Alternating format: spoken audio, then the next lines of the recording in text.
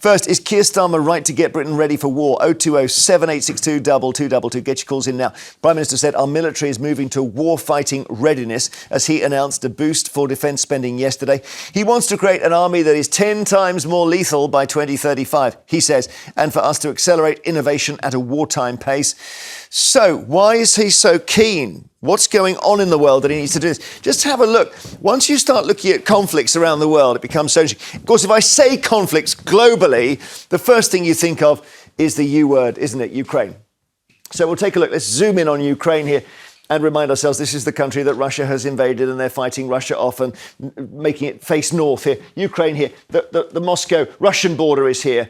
And ongoing issues, and that's driving this whole thing. But if you put the Russian border there, you've got a whole load of countries, not just Ukraine. Belarus is already effectively Russian, but the Baltic states, 1, 2, 3, up there, all stressing, and mighty Poland behind them. In fact, a number of countries, Finland up here as well. I don't know if they'll try Finland again. 1939 Winter War, Finland versus Russia, and Russia took an absolute battering there. So they may not go back there. But behind the front line, if I can call it that, Poland, Slovakia, Hungary, Romania, Moldova, all those countries stressing as well about that conflict zone. Then you've got the Middle East. You have, of course, the focus at the moment on the Gaza Strip, which is where all the suffering seems to be at the moment. But more broadly, Afghanistan we've been into, Iraq in the last 20 years or so. And down here, Pakistan and India have recently had conflict over Kashmir. And those are two nuclear-armed nations. So we're watching that closely. We must then go further east to Taiwan, because let's remember China regards Taiwan, this island state, as part of China. And if we go all the way west to the USA, let's hope this doesn't become a conflict of any sort, but Trump does think that Canada rightfully should be an American state. And he also wants Greenland as well. Let's, as I say, hope nothing comes of that in a military sense. But just one more for you. Okay, let's go all the way down to Africa. In the 90s, Clinton was president. Big, bonhomie, smiling president. He missed the key story. In this tiny nation of Rwanda, in 3 months, 800,000 were dead while Clinton was being Bill Clinton in the USA. And he said since then about his regret about missing it. So conflicts can happen in places you don't expect. At the moment, Ukraine is the main one, but not the only one. And it makes you think, Suzy, Keir Starmer does need to increase our armed forces. Yeah, I mean, I think so. I mean, like, you know, you can watch the movie, can't you, on what happened in Rwanda, and you watch it and you just think it's awful. It is Hotel Rwanda, yeah. You know, and it is just, there aren't words for the horror, actually. And you watch it and you think, what are the world doing? What are the world doing? Why aren't they, you know, intervening? And yeah, I do think this is important. I think we live in an ever-increasing unstable world. You've got Russia, you've got China, you've got Iran, you've got Trump, you know, and I think this is right. And one of the things... Because before we jump to step two, maybe it's not right. I don't know, Wilfred, whether you think we could get away with being Switzerland here. I just think that you need to prepare, but we're preparing for a war of yesterday. The idea, because this story is about that he's going to get all of these submarines sort of built, and I just think most of it was really interesting looking at your map there, because all of these wars are about territory. Yeah. And I don't think the wars in the future are going to be about territory. They're going to be about influence. You think about the AI age that we're in. We're all digitalized. You could now really destroy societies. Look at what happened with Ukraine and Russia with their drones, you know. So by thinking outside the box... The Ukraine war, everyone is saying, is a medieval war fought with modern weapons. Well, yeah. And in the end, it is about the military. But people actually getting on battlefields and killing each other, I just don't think that's what it's going to be about in the future. I think it's going to be how to destroy infrastructures. If somebody stopped our banking, stopped our computer working, that could have a far more dramatic effect. But the point is, it's both and, isn't it? It's like they are going to put money into like cyber security, and so that is important. But the fact is it will also be about territory, and it also do you think require... that you have to have foot? I don't know whether actually it's going to be down to having boots on the ground, they say, because boots on the ground is all about territory. What is the point having this territory if you don't have influence over that territory? Well, but isn't the main war at the moment is Ukraine? Yeah. And that is about Russia wanting a slice, or maybe all of it, and then wanting Latvia and Estonia. Yeah, for what reason? So then I'd ask myself, okay, for what purpose? Well, that's because Putin is an old school guy. Exactly. He's born in this. He's basically a 1960s, 70s guy, isn't he? Yeah. And so he's essentially fighting yesterday's war. Well, he is. Maybe he is. But in that case, we have to plan for Putin's war because we don't get to tell. That's quite an interesting that you said that we have to plan for Putin's war. Well, I suppose what the Ukrainians are demonstrating is that you could fight a modern way of yesterday's war. Well, I suppose if you're Ukraine and you've got to defend against actual physical incursions, but you then need to hack Moscow. Yeah. You do need to assassinate Russian leaders inside Russia, which they're doing. You kind of want crack troops and SAS, and you want subterfuge and everything else. You want to destroy their infrastructure by actually getting in digitally to their systems and shutting it down. That will have far more impact. I mean, the point is you want to do that. That is important, and you want to make sure that you've also got that as one in your armoury, as it were. But you also need to have that deterrence, and this is part of the thing that Keir Starmer was saying yesterday. You arm up so you don't have to fight a war because it's the deterrent. What I don't understand is they said that they're going to increase the army budget by 2.3%. So it's like me and the army's going to get 10 times better. Now, I've thought about this a lot. If I say to my family, look, last year we went on holiday, we spent £100. This year we're going to spend £102.30, and the holiday's going to be 10 times better. They ain't going to happen. They think I was mad. They would think you're mad, actually. That's a good way double of putting it. It's not going to be 10 times better. Yeah. There must be a reason why he's saying that. I don't know. I just don't think there's enough thinking going on. Again, perhaps they're thinking yesterday's war rather than what does the future. I mean, I think they are thinking about, because they've also, one of the things he was talking also is the impact it will have on things like jobs in this country. One particular factory is going to create 1,000 jobs. So there's, they are talking also about how it will also create growth. Do you know what I mean? So these other kind of offshoots that come. But I think the big thing is, increasingly we're living in a world where it is more unstable. You've got Putin where you give him an inch, he's going to take a mile. It is absolutely right that, we're doing this. Yeah. Derek's in Exeter. Hi, Derek. Hey, Jeremy, good morning to the panel. Good morning to you all. Yeah, what do you think about this? Do you think we're on the right track here? Well, I think the use of language is idiotic, talking about putting us on a war footing. Because that's like saying we're not ready to defend ourselves at the moment. So actually, Putin, who is old school, let's face it, as Wilfred says, he goes back to the 60s and 70s, might think, well, let's do a preemptive strike. They're a bellicose, warmongering little island, which is what the propaganda machine in Russia perceives us as and labels us as. They might as well strike now. It's absolutely idiotic to talk about we're getting ready for war. It plays into the propaganda machine of portraying us as a warmongering, saber-rattling little island. It's crazy. Maybe we should be more like Switzerland. We say, look, whatever's happening, we're not going to want to deal with it because we're not big enough and we haven't got a big enough army. I don't think we should do that. I think we should be ready to defend ourselves and to do our share in NATO. I was just looking at I was going to say, Derek, come to your aid if we are attacked. It could happen. We're ill prepared for war. We couldn't defend ourselves in the way that Ukraine does from the ballistic missiles. We'd have to put frigates or destroyers in the Thames to defend London. That's how crazy this is. Talking about we need to get ready for war. We shouldn't be inviting a preemptive strike or portraying ourselves as warmongering. Thank you, Derek. Maybe the strikes are happening already. As you say, Wilfred, if you look at the M&S hack, now I know it was a bunch of teenagers.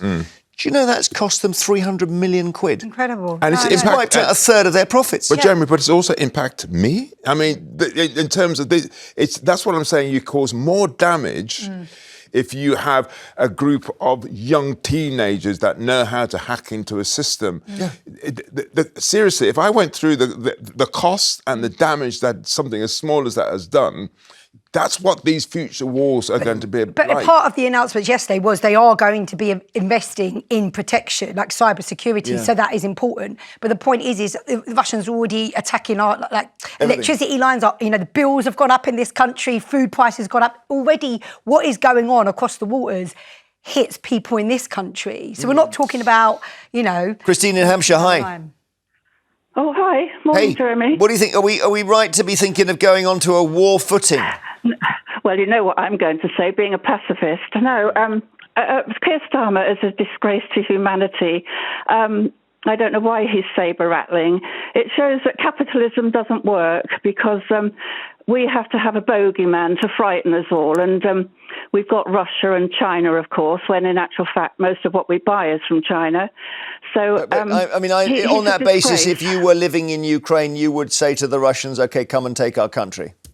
Yeah, probably, yeah, because I'm not frightened of the Russians like everybody else is. Wow. No, so... At some point, you've got to fight, haven't you, Christine? If someone attacked your house or your family. I mean, just to say, I've been doing some work with the Ukraine government on I think it's 20,000 children that have been kidnapped by Russia. Yeah. So these are mums and dads that have lost their children because of the advance of Putin's army. Seriously? Yeah, they've cleared out homes. Mums have gone off to try and find it, but I think it's 20,000 children. Well, it's in the east of Ukraine. It's quicker for them to take them all towards Russia. Yeah. And that's the thing. Do we Christine, just let you fight Putin... that? Surely you fight, don't you? No, not as a pacifist. No, people better to be killed than kill somebody. That's the message of Jesus Christ. So that is definitely not the message, of Jesus Christ at all. I don't agree with that. I'm sorry. To stand up, to love your neighbour is to stand up for them, which is what we did against the Nazis in World War II, what Winston Churchill did. Don't go back to that. That's old history now. We need to move on. Well, one day people will look back on us and talk about this and say that's old history. And they'll say, what did you do when those 20,000 children were taken by Russia? How did we respond as the UK? Did we stand up? Did we help? Did we support? Don't sit there talking about it then, lady. You get out there and do something yourself if you feel that strongly. You go out and fight interestingly, for Ukraine. I have done some work on it, actually. I've done some work helping to connect the Ukraine government with the UK government on it. But what I'm saying is we can't be those that stand by idly when there is aggressors like Putin in the same way that back in the 1940s we didn't stand by. OK, thank you, Christine. Yeah, because the Second World War was, in historic terms, yesterday. It's not that long ago. Thank you, Christine. After that, now your calls on whether Keir Starmer is right to say, OK, we need to be war ready. 0207 862 2222 is the number. He's going to make the army 10 times more powerful. I don't know how you do that. I think they've got to rebuild the showers and the housing apart from anything else. That's going to be really important. Chris is in Hampshire. Hi, Chris. Hello, good morning, Jeremy and panel. Yes, I agree. Starmer is right. He does need to get Britain ready for war because after many, many decades of cuts in this local area, we've seen closures of bases, we've seen closures even a military hospital at Hasler in Gospel. We've seen loads of bases go, and everything has just been run down. And military is like an insurance policy, and at the moment we are woefully underinsured. Would you? Yeah, because I don't know whether we could fight the Falklands again, for example. No, I don't think we could. Which came out of nothing, because these things can come out of nothing, can't they? Exactly. And if we can't defend our own country, we're in a real pickle, because that means we're in trouble. Big trouble. But is anyone seriously, Chris, going to want to invade us at this stage? Well, that's what I was going to ask. I mean, who is mad enough? Yes, because it's not like we are. Who's going to invade the UK? So what are we preparing for? Well, it's usually France, isn't it, frankly? Well, they're not going to. Well, no, they're not going to, but they're next door. That's usually what happens. But the last 1,000 years, it's been them. So are we preparing to help others? Because we're not at risk. No one's going to try and... Well, that's the thing, let's be careful with that, because they could use paratroopers or something. What do you think? But I'm trying to... For what reason, though? Yeah, well, exactly. If we don't need to defend ourselves, why do we need any war fighting capability? I mean, there's a few things going on. First of all, already, you know, what Russia is doing in other countries comes to our shores. As I was saying before, people's energy bills are higher, the food prices are higher.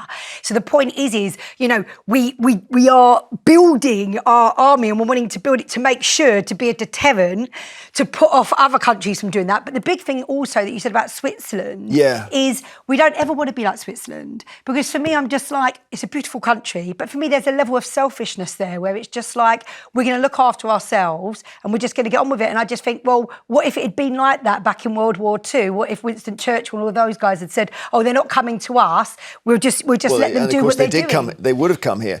I suppose the answer, Wilfred, to your question is, okay, so your question is basically, as we're an island that nobody wants to invade, why do we need an army? Yeah. And the answer is, let's say Russia go all the way through Ukraine, and then they start looking at Poland, and they take Latvia very easily. And we think, at what point do we try and stop them? Do we wait till they get to the coast of France? Well, at what point do we actually take action here? Yeah, but what I can't get round my head is, why would people want to get territory? In this day and age, what is the point it's of about having... maps. Maps still matter. I don't believe this guy wants the Soviet Union back. But why? Well, it doesn't matter what the why is. The why is got to be... He's off his rocker. Putin is an evil and insane man. You know, as we were just saying, you know, taking 20,000 children and, you know, indoctrinating them, propaganda, you know, to make them Russian citizens. Who does that? He's an evil man. So you can't get in the heads of these people. Before that, when you sort of invaded other territories, it's to get hold of their resources. So I could get my head around that. This is where's stuff go and raid that country, get their resources. That type of thing is not what's going on now. I don't know. Russia invaded Afghanistan. Why? Because it's a big country and they can put the word Russia on it, you know, or Soviet Union. Was there any resources for them to have? No, not really. Oil? It's just to do with prestige. Why does Trump want Greenland? Thank you, Chris in Hampshire. Michael in Peterborough. What do you think? We're wondering whether we actually need this massive army now. I think, morning all, by the way. I believe it's very important that we look after ourselves and protect ourselves. But the lady there keeps referencing the World War II, which ended 80 years ago. We're not fighting Hitler. We're not fighting on the beaches. The next war is going to be nuclear. And it won't matter if you've got the SAS. They're not going to do a great deal against an ICBM coming our way, basically. Because I think it's amazing the way that Russia hasn't gone nuclear in Ukraine in any way, shape or form. Which suggests that the next war won't be nuclear. No, but I think Vladimir is completely, you know, he's not as mad as people make out. He knows if he goes nuclear, it's the end game for everybody, and then everybody loses because nobody wins. In war, nobody wins. It's simple as that. Why do you say the next war is nuclear if you admit that then it just there's in no one's interest to go nuclear? Because my concern, Jeremy, is that we're going to paint him into a corner, and if that happens, he will press the button, and then it all goes mental. Just to say, Michael, the reason why I keep referencing World War II, the point there is it's the principle that we stood up for others. That's what I'm talking about. I'm saying that, you know, Germany didn't come and invade this country, but we stood up for others. We did the right thing. And what I'm saying is I don't want us ever to be like Switzerland, where we say, it's not our problem, it's not our problem. OK, Michael, go on. No, but I do understand. But let's remember, it was Churchill who declared war on Hitler, not the other way around. We tend to forget that, okay? Hitler wasn't the good guy, but then again, we weren't the good guy. We used to have an empire, so we were land grabbing all over the world as well. Yeah. We're no saints. Okay, I think it was because the beginning of it was the beginning of World War II is very instructive because Chamberlain thought he could kind of negotiate, and he went to Munich to see Hitler, and then Hitler betrayed him and went into Czechoslovakia and then Poland, and then at that point Chamberlain A had to declare war, B had to resign, then you get Churchill. So we tried that thing of just let's see how we go with it. Yeah. Didn't work. Michael, thank you. God, let's not have any nuclear weapons blown up in the world, please. Barry in Cambridgeshire, hi. Oh, hi. Yeah, morning to the panel and our neighbours who watch your show every day. Oh, thank you. That's right. No, my main concern is, I personally speaking, I don't think nuclear weapons are a deterrent anymore, I think you might be right. Nobody's used them for 80-odd years. Yeah. And Well, they know I suppose the best example of that, Barry, is India-Pakistan, who've had this sort of saloon bar fight without either of them going nuclear, and in fact both know that they won't. Yeah. Yeah. But they're still, So would you not? You think we shouldn't have nuclears ourselves? I think Barry's right. Actually, I they're think not relevant. I did say to your producer, in Ukraine, it's a shame really. In Ukraine's position, if Russia had invaded and they'd had the localized nuclear weapons, all they had to do was fire them behind the enemy lines, and that would have shut Russia up.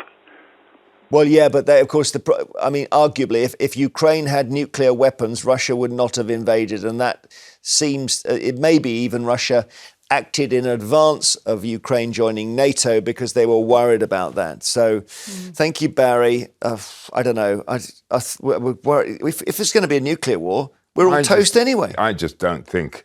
In the part, it's just double the size of the SAS. What Barry said, I think, is really worth us looking at. That actually, these deterrents don't matter anymore because no one actually is going to go nuclear. Thank you for your calls. Later on, Matt Allwright is going to be carrying on the conversation, asking if Britain needs to bring back national service.